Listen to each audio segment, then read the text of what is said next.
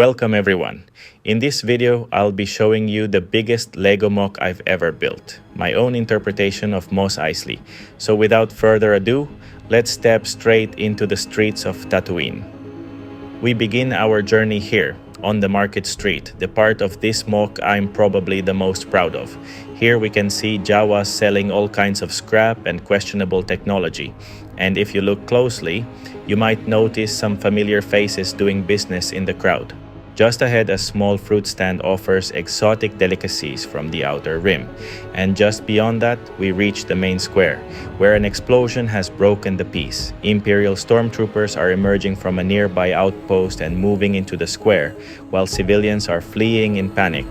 Meanwhile, Boba is rushing to get his bounty onto his ship before it melts in the heat.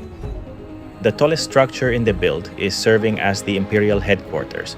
On the balcony, an Imperial officer is calling in reinforcements and directing troops toward the square.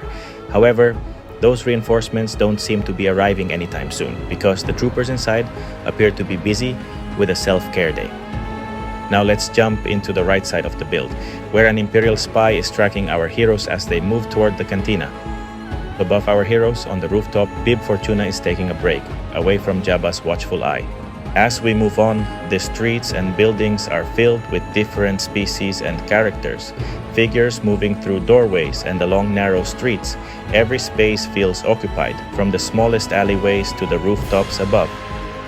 Toward the cantina, the noise of the streets slowly begins to fade, and a familiar music starts. Inside, everyone's favorite band fills the room, surrounded by scum and villains from across the galaxy. Outside, we can see an iconic scene unfolding. Who shot first, Han or Greedo? Leaving the cantina and moving toward the back of the MOC, we finally see who is responsible for the Empire's sudden panic. And it's none other than the Bad Batch. Sid has probably once again sent them on what was supposed to be an easy mission. And that brings the walkthrough to an end. This project was an absolute joy to build, from the smallest details to the larger scenes across the city. Creative liberties are present throughout, especially in the buildings and the characters. This MOC isn't meant to represent a single moment in time, but rather a playground for imagination. Different characters and eras come together here, not to follow strict rules, but to reflect what LEGO is really about, mixing ideas, stories, and possibilities.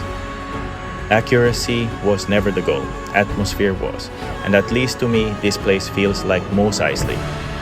If you enjoyed this build, feel free to leave a like, and if you'd like to see more, consider subscribing. Thank you for taking the time to explore it with me.